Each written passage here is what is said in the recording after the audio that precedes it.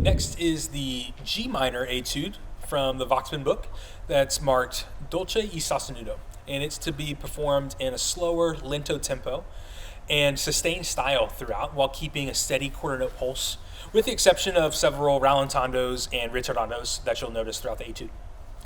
You'll also notice in pickups into measure 7 a marking poco stringendo, and that takes us all the way through measure 10. And this marking indicates that the tempo should move ahead little by little until the odd tempo in measure 11.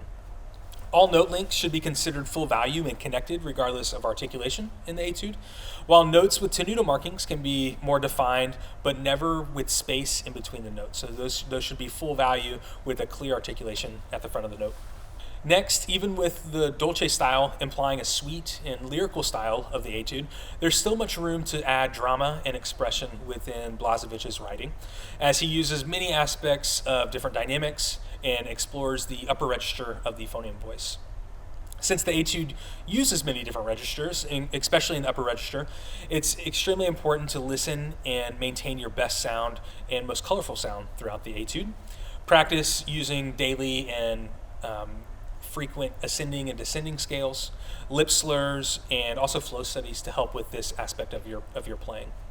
Even though this piece will feel slow in tempo and slow in nature, it's important to keep the music moving forward with the use of several things, including vibrato, direction of the musical line, leading longer note values, and also having eighth notes lead forward and to create momentum of phrasing and style. This should feel very singing-like, and I would even suggest spending a lot of your practice time that you get singing to assist with phrasing and musicality.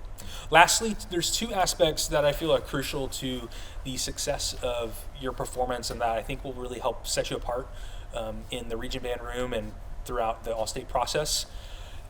Those aspects are making sure you have great time and rhythm. Even though this is a slow piece, you still need to create a fundamental, solid foundation of time and rhythm, especially in longer and tied notes.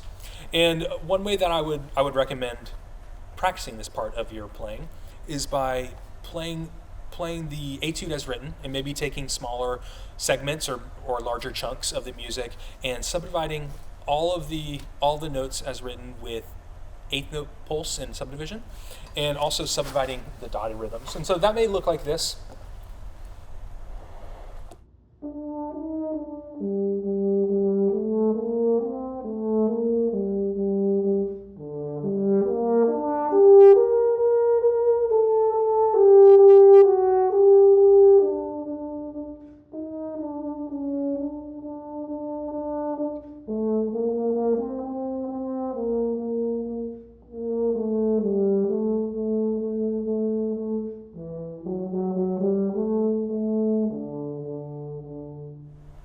And you'll notice I also incorporated the poco rit and the tempo changes.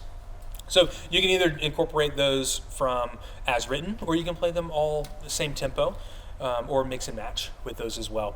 And I would always keep the metronome going so you can keep yourself accountable, and as well as keeping those all long and connected with your best sound.